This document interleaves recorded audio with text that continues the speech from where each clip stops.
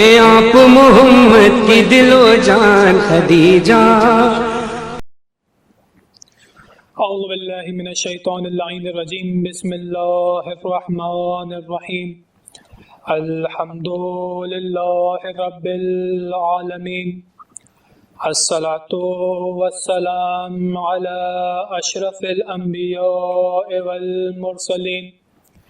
خاتم النبیین سیدنا و نبینا و شفیع ذنوبنا و طبیب نفوسنا مولانا و مولا الثقلین جد الحسن والحسین اعنی ابا القاسم محمد. اللهم صل علی محمد و آل محمد و آلہ الطیبین الطاہرین المعصومین المظلومین واللعنۃ الدائمۃ علی اعدائهم اجمعین من الآن الى قیام یوم الدین.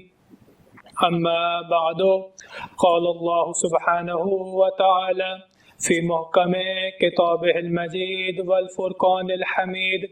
بسم اللہ الرحمن الرحیم. ووجدک عائلا فاغنی. اللہم صل علی محمد و آل محمد. عزیزان محترم، آج جس شخصیت کا آپ کے سامنے تذکرہ کرنا ہے، جنہیں محسنہ اسلام کے نام سے یاد کیا جاتا ہے، اسلام کی تاریخ میں، ابتدائی تاریخ میں دو ایسی شخصیات تھیں کہ جنہوں نے رسول خدا کی اسلام کو پھیلانے میں بہت زیادہ مدد کی. پہلی شخصیت جنہیں محسن اسلام کہا جاتا ہے وہ ہے جناب ابو طالب علیہ السلام، کہ جنہوں نے اپنی تمام زندگی رسول خدا پر صرف کر دی، دین اسلام کی خدمت میں صرف کر دی. دوسری شخصیت جنہیں محسنہ اسلام کہا جاتا ہے وہ ہے جناب خدیجہ-tul-Kubra سلام اللہ علیہا، کہ جنہوں نے اپنی تمام زندگی رسول خدا کی خدمت میں، اپنی تمام دولت و ثروت رسول خدا کی خدمت میں پیش کر دی اور دین اسلام کی تبلیغ میں خرچ کر دی. روایت میں موجود ہے کہ چار شخصیات، چار مومنہ عورتیں ایسی ہیں، چار عورتیں ایسی ہیں جن کا اشتیاق جنت کو ہے کہ وہ عورتیں جنت میں آ کر قدم رکھیں. وہ چار عورتیں کون ہیں؟ پہلی ہے جناب آسیہ سلام اللہ علیہا. جناب آسیہ کون ہے؟ کہ جنہوں نے جناب موسیٰ کو پالا. دوسری جناب مریم سلام اللہ علیہا. تیسری جناب خدیجہ سلام اللہ علیہا. اور چوتھی جناب زہرا سلام اللہ علیہا ہے. اگر ان چاروں شخصیات پر غور کیا جائے تو چاروں شخصیات میں ایک بات مشترک ہے، وہ یہ ہے کہ چاروں شخصیات نے اپنے وقت میں حجت خدا کی مدد کی. جناب آسیہ جنہوں نے جناب موسیٰ کو پالا، جن کی گود میں جناب موسیٰ کھیلے، جنہوں نے جناب موسیٰ کی حفاظت کی، خدا نے مرتبہ یہ دیا کہ جنت ان کا اشتیاق رکھتی ہے کہ وہ جنت میں آ کر قدم رکھیں. تو جناب آسیہ جنہوں نے جناب موسیٰ کو پالا تو جنت ان کا اشتیاق رکھتی ہے کہ وہ جنت میں آئیں. تو جنہوں نے فخر موسیٰ کو، جنہوں نے مولا موسیٰ کو جناب محمد مصطفیٰ صلی اللہ علیہ وآلہ وسلم کو پالا ہو، ان ابو طالب علیہ السلام کے بارے میں کیا کہیں گے کہ جن کی گود میں رسول خدا کھیلے، جنہوں نے رسول خدا کی پرورش کی اور رسول خدا کی حفاظت کی اور ان کی مدد کی دین اسلام کو پھیلانے میں. دوسری شخصیت جناب مریم سلام اللہ علیہا، کہ جنہوں نے جناب عیسیٰ کی مدد کی. تیسری شخصیت جناب خدیجہ-tul-Kubra سلام اللہ علیہا، کہ جنہوں نے رسول خدا کی مدد کی، اپنی تمام دولت و ثروت رسول خدا پر قربان کی. چوتھی شخصیت جناب زہرا سلام اللہ علیہا، کہ جنہوں نے وقت امام علی ابن ابی طالب علیہ السلام کی مدد کی اور ان کی ولایت کی حفاظت کے لیے اپنی جان قربان کر دی. آج تذکرہ جناب خدیجہ-tul-Kubra سلام اللہ علیہا کے بارے میں ہے کہ جناب خدیجہ کون ہے. رسول خدا اس قدر محبت و الفت رکھتے تھے جناب خدیجہ سے کہ جب جناب خدیجہ اس دنیا سے رخصت ہوئی تو 1 ماہ نہیں، 2 ماہ نہیں، بلکہ رسول خدا نے پورا سال جناب خدیجہ کے غم میں گزارا، جسے عام الحزن بھی کہا جاتا ہے. جناب خدیجہ کا مقام و مرتبہ اس قدر بلند تھا کہ جب رسول خدا معراج پر گئے، اور یہ بات یاد رکھیے کہ معراج کا آغاز جناب خدیجہ کے گھر سے ہوا. رسول خدا جناب خدیجہ کے گھر سے معراج پر گئے اور جیسے ہی معراج پہ گئے اور واپسی جب معراج سے دوبارہ جناب خدیجہ کے گھر پر آئے تو جناب جبرائیل نے رسول خدا سے درخواست کی کہ اے حبیب خدا، میرا اور خدا کا سلام جناب خدیجہ کو پہنچا دیجیے گا. جناب خدیجہ کی شخصیت یہ ہے کہ جناب خدیجہ کو خداوند تعالیٰ سلام کرتا ہے، درود و سلام بھیجتا ہے خداوند تعالیٰ جناب خدیجہ پر. اور جناب خدیجہ کو ان کے بعد آنے والے ائمہ علیہ السلام نے بھی کئی مرتبہ یاد کیا. مولا حسین علیہ السلام نے جب کربلا کے میدان میں آخری وقت میں جناب حسین نے فوج اشقیہ کے سامنے یہ بات کہی تھی کہ کیا تم نہیں جانتے کہ میری جدہ کا نام جناب خدیجہ-tul-Kubra سلام اللہ علیہا ہے، کہ تم مجھ پر حملہ کر رہے ہو. رسول خدا نے جناب خدیجہ کی رحلت کے بعد، جناب خدیجہ کے اس دنیا کے گزر جانے کے بعد کئی مرتبہ جناب رسول خدا نے جناب خدیجہ کو یاد کیا. ایک بار مسجد میں رسول خدا تشریف فرما تھے، مولا حسن و حسین موجود تھے. جناب رسول خدا نے لوگوں کے سامنے کہا کیا تمہیں بتلاؤں کہ جناب حسن و حسین کا مرتبہ نسب کے لحاظ سے کس قدر بلند ہے، کہ ان کی جد اور جدہ کون ہے. تو لوگوں نے پوچھا یا رسول اللہ بتلائیے کہ ان کا نسب کے لحاظ سے مرتبہ کس قدر بلند ہے. تو رسول خدا نے فرمایا کہ مرتبے کے لیے اتنا کافی ہے کہ ان کے جد کا نام حضرت محمد یعنی میں ہوں، اور ان کی جدہ جناب خدیجہ-tul-Kubra سلام اللہ علیہا ہے. کئی مقامات پر رسول خدا نے جناب خدیجہ کو یاد کیا، اور یہی وجہ تھی کہ ازواج رسول یہ بات کہتی ہیں کہ جب رسول خدا جلال میں آ جایا کرتے تھے، جب رسول خدا غضبناک ہو جایا کرتے تھے، اور ہم میں سے کوئی رسول خدا کے سامنے نہیں جا پایا کرتا تھا، تو ہم یہ کہا کرتے تھے کہ رسول خدا کے سامنے جناب خدیجہ کا تذکرہ شروع کر دیا کرتے تھے.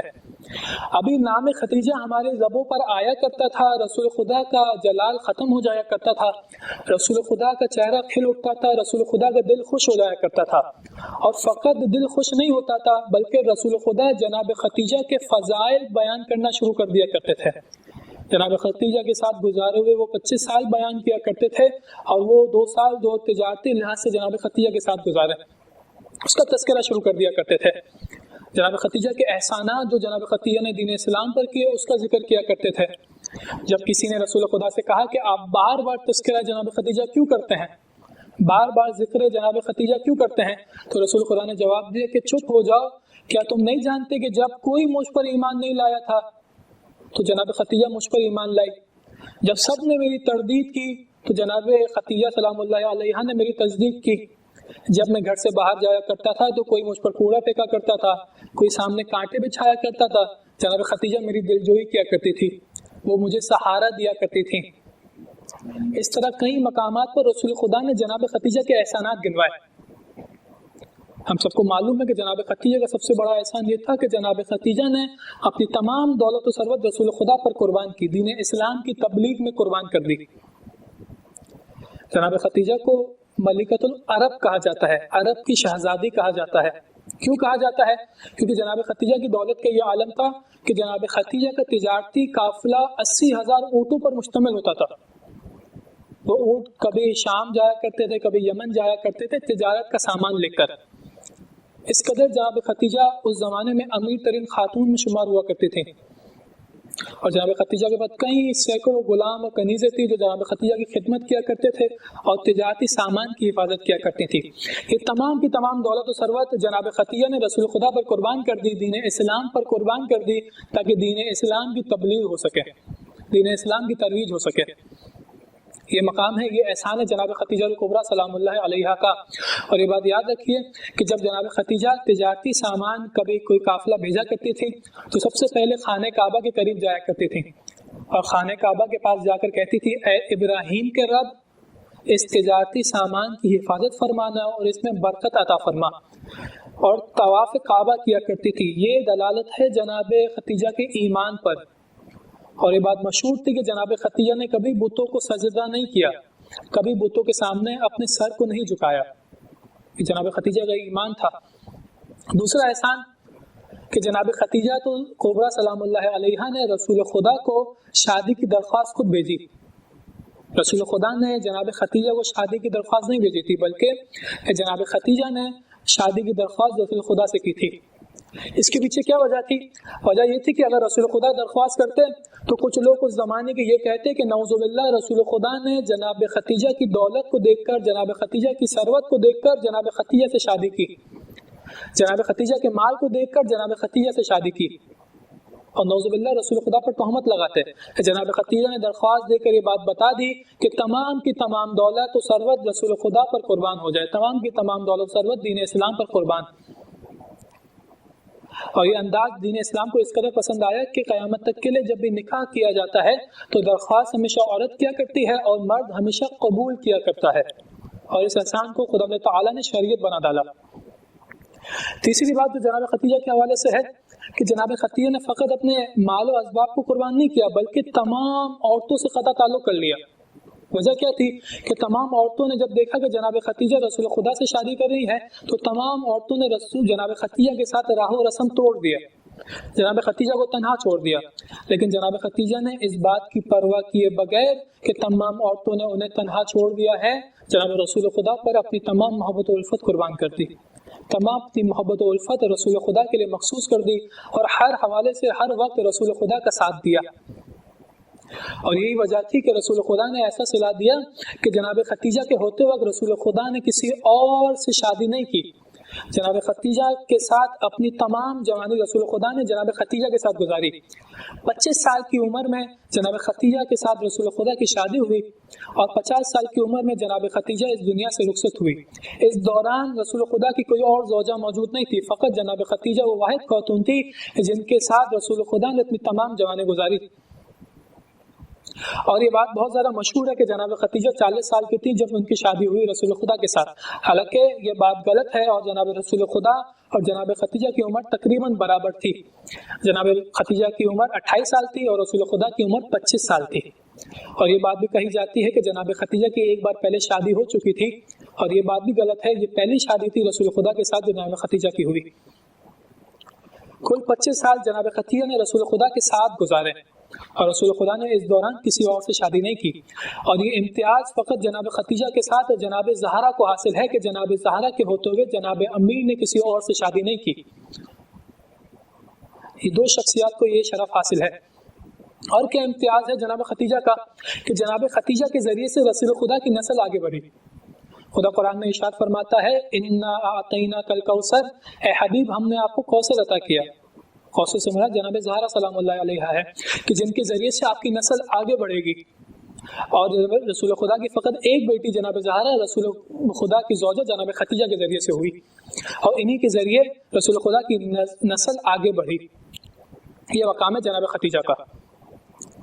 تو اتنے تمام مقامات ہونے کے باوجود کیا مظلومیت تھی اس خاندان کی جناب خدیجہ کی کہ اتنے مقامات ہونے کے باوجود، اس قدر فضیلتیں ہونے کے باوجود ان پر اس قدر ظلم کیے گئے، ان کے خاندان پر، ان کی آل پر اس قدر ظلم کیے گئے کہ جناب زہرا جب رسول خدا دنیا سے گئے تو جناب زہرا صبت علیہ کی صدائیں بلند کرتی رہ گئیں۔